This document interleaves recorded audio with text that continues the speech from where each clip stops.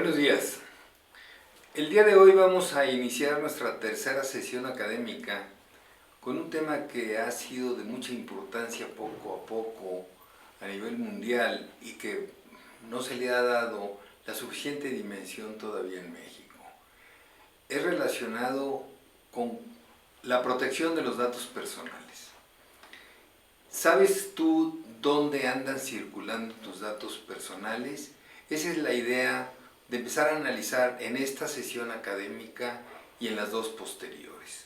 ¿Dónde andan nuestros datos personales? ¿Qué hacen con ellos?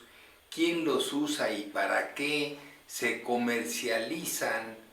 ¿Se regalan? ¿O qué es lo que está ocurriendo con esa disciplina y ese control que debemos tener nosotros de todo lo que son nuestros datos personales? Los datos personales son en realidad, y todas las leyes de la materia están de acuerdo con esto, aquellos datos que única y exclusivamente pertenecen a las personas identificadas, aquellas que tienen una identificación, aquellas personas que son posibles de conocer, de ubicar, de localizar, de describir, de detectar. La persona con identidad tiene un cúmulo de datos personales, como lo vamos a ver más tarde. También son datos personales aquellos datos de personas identificables. En esto están de acuerdo también las leyes de la materia. ¿Y cuáles son las personas identificables? Puede no existir una precisión en la identidad, pero hay otros datos alrededor de ella, elementos alrededor de esa persona que permiten identificarla.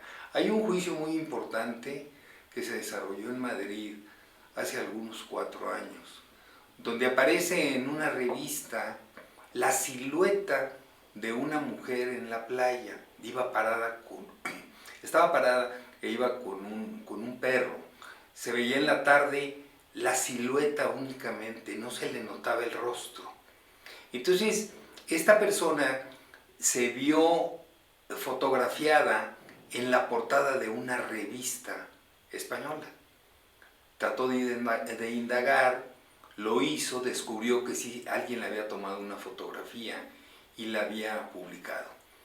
Esta persona demanda en la Audiencia Nacional y aparte interpone su queja en lo que es la Agencia Española de Protección de Datos Personales. Fue un juicio muy sonado, fue un juicio muy interesante porque se trataba de una persona no identificada con precisión, sino era identificable lo que pudo hacer en el juicio y en el procedimiento administrativo, rodeando de una serie de elementos, de testigos, de conformación de datos adicionales que llevaran a la conclusión de que la silueta de la persona pertenecía a ella y que no se le había tomado la autorización ni el permiso para publicar su fotografía. A lo largo de nuestra vida nosotros hemos tirado los datos personales. No nos hemos dado cuenta dónde se han quedado regados, ni tenemos todavía conciencia de cuántos datos personales tenemos y de qué calidad esos datos personales. ¿Qué se puede hacer con esos datos personales? Quien trata esos datos personales, ¿qué obligación tiene con nosotros como titulares de datos? Así como nosotros, ¿qué obligaciones tenemos de su tratamiento respecto de datos personales que obtenemos de nuestros clientes, de nuestros proveedores, de terceros con los que tenemos relaciones profesionales, académicas o de otra naturaleza? No de relaciones sentimentales, no de relaciones con las instituciones de información financiera como son los buros de crédito, porque los datos personales que conocemos por cuestiones familiares, sentimentales o sociales, en tratándose de los amigos, estos no están protegidos por la ley. Estos serán incumplimientos de deberes de otro tipo, de lealtad, de prendas morales en cuanto a la integridad de la relación familiar, emotiva, sentimental, social o familiar. Sin embargo, tampoco son materia de protección los datos personales de naturaleza económica que van recabando los buros de crédito. Todo esto por disposición expresa en la ley. Yo en lo personal no estoy de acuerdo con ninguno de los de los dos ejemplos que acabo de poner, que son las dos excepciones de protección de los datos personales. Si a lo largo de nuestra vida hemos tirado sin disciplina los datos, mucho menos sabemos dónde andan esos datos. Nos parece tan común dar el nombre, el domicilio y el teléfono, pero no nada más propios, sino de alguna persona cuando nos lo pidan. Y nosotros lo damos no dándonos cuenta que ese proporcionar el nombre, el domicilio o el teléfono o el correo electrónico es lo que se llama en materia de datos personales transferencia de datos. Esa transferencia de datos necesita de una autorización del titular.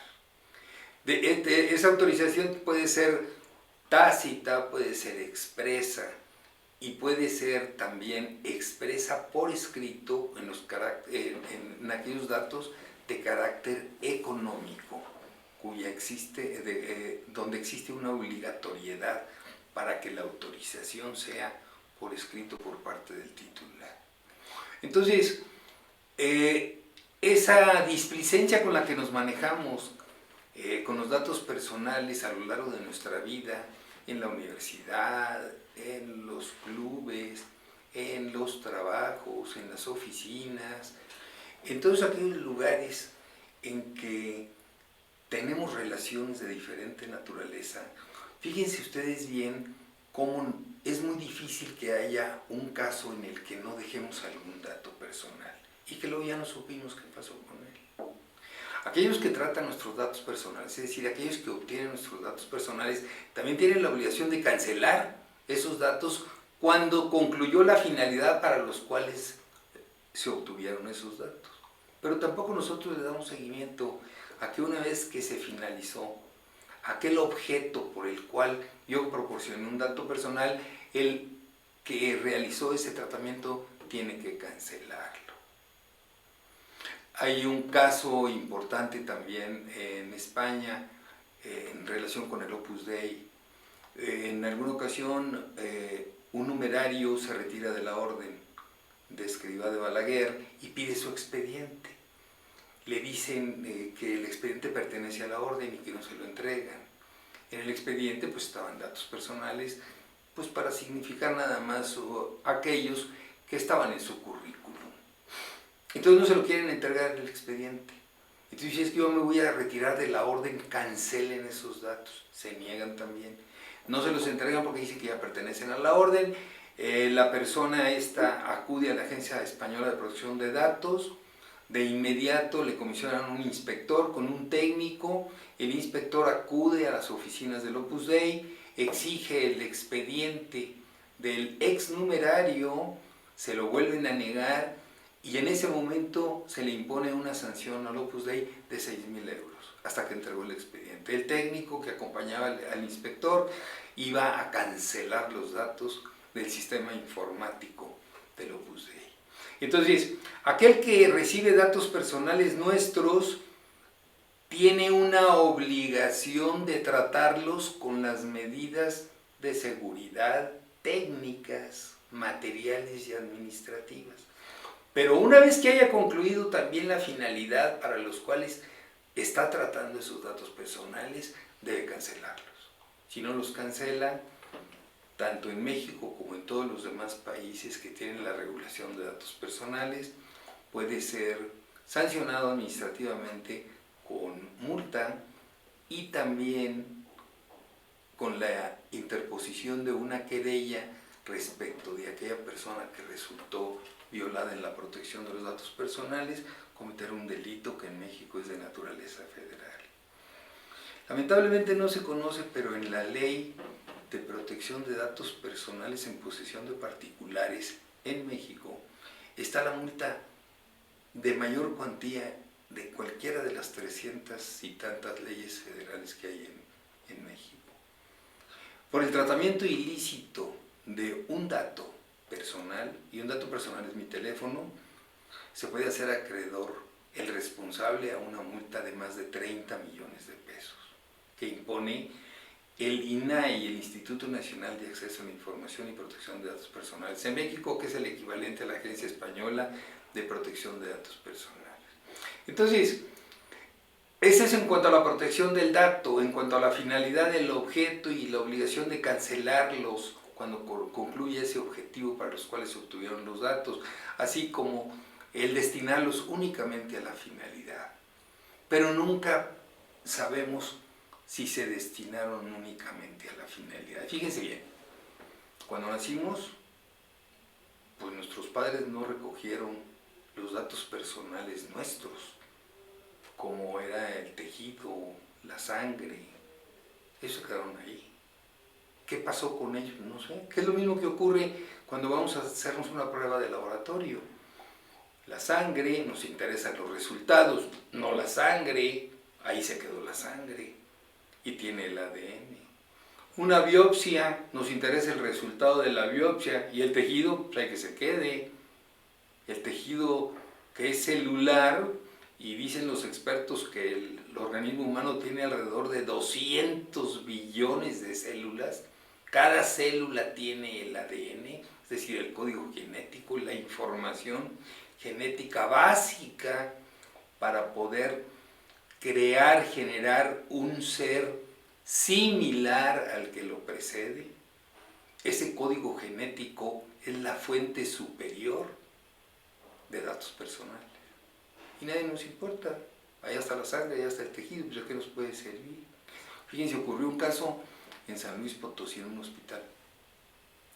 En el embarazo la mujer desarrolla un órgano que conocemos que se llama placenta. La placenta se adhiere a la pared del útero y de ahí surge el cordón umbilical. La sangre del cordón es fuente primaria y fuente superior del ADN. Entonces, al término del parto, ya cuando se da de alta a la paciente, pide su placenta. Y le dice, no, la placenta, pues nosotros la tiramos, no, vendernos mi placenta. Bueno, ¿para qué quiere usted su placenta, señora? Bueno, yo quiero mi placenta, es mi placenta y yo la quiero para eso. ¿Se acuerdan que las abuelitas desenterraban el cordón umbilical en la maceta para quién sabe qué tantas cosas? Bueno, la señora reclamó su placenta. Llega un momento en que hay tal escándalo que el director médico le dice, la placenta nosotros la vendemos para máscaras faciales y para champús. Y esa es la finalidad de la placenta, de mi dato personal. Entonces, no cuidamos nosotros de verdad las finalidades, que los objetivos que se hayan cumplido se cancelen esos datos. En este caso era destruir la placenta, confinar la placenta o devolvérsela a la dueña de la placenta, que en este caso era la titular del dato, que era la madre. Entonces, el ADN es el inequívoco que genera la fuente superior de los datos personales. Los datos biométricos están apoyados en el ADN. El ADN está en todos los fluidos y líquidos del organismo, así como dije hace un rato, en todas las células. El ADN está en la saliva, en la orina, en las lágrimas, en el sudor, en las uñas, en el pelo, pero no en el pelo cortado, sino en el pelo que todavía tiene el bulbo o algo de raíz. Ahí sí hay ADN. ¿Y qué hacemos nosotros con todo eso? Pues no nos damos cuenta. Eso independientemente de que son datos sensibles por tratarse de datos de salud.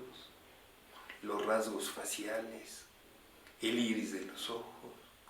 En España están estudiando como dato personal el modo de andar. En la Universidad de Bonn, en Alemania, el aliento como dato personal. Bien, pero entonces independientemente de esos datos personales sensibles, pues tenemos lo que se llaman datos personales comunes, que son, tenemos un domicilio, tenemos teléfonos fijos, teléfonos celulares, tenemos un número del Seguro Social, un número del Infonavit, un número para pagar impuestos en el RFC, un número de nuestra cédula de población, tenemos también un número de cuenta bancaria, un número de tarjeta de crédito, un número de placas, un número de licencia de conducir, un número de clave catastral relacionada con nuestras propiedades inmuebles, un número del registro de la propiedad con todos los bienes inmuebles. Tenemos un sinfín de datos personales que se refieren a una persona identificada, que soy yo. Y todo ese cúmulo de datos personales que están regados en todos lados, ¿quién me garantiza la disciplina de su destino? Nadie. Técnicamente, decía hace un momento, las leyes dicen el que está tratando, es decir, el que tiene en posesión esos datos, tiene la obligación de resguardarlos, con todas las seguridades físicas, materiales y técnicas. Pues no es así. ¿Qué pasa con esos datos comunes como las fotografías, los videos como este, la grabación de voz como este? ¿Qué pasa con todos ellos? Son datos personales, la voz, la imagen. Y hay un objetivo de esta misma grabación, que es el cumplir con esta decisión académica, y el titular del dato decide si debe conservarse o no, o se debe cancelar una vez que pase determinado tiempo y que pueda haber sido difundida esta grabación. Bueno, pero estamos ya en lo peor, ya el colmo, los drones. Ya no tanto los celulares, que de por sí son muy peligrosos, las redes sociales, el internet. Para concluir esta sesión académica, nada más tenemos que recordar que hace unos años Mark Zuckerberg fue sancionado con 2.000 millones de euros por haber monetizado datos personales de usuarios de Facebook. Nuestros datos personales pueden andar en lo que se conoce la red oscura de Internet. Nadie se da cuenta ahora con la pandemia que estamos sufriendo que solo conectarnos a Zoom como una plataforma estamos dando 35 autorizaciones, 35 permisos estamos dando para que ingresen a un sinfín de datos personales con nosotros. Hasta la próxima, muchas gracias.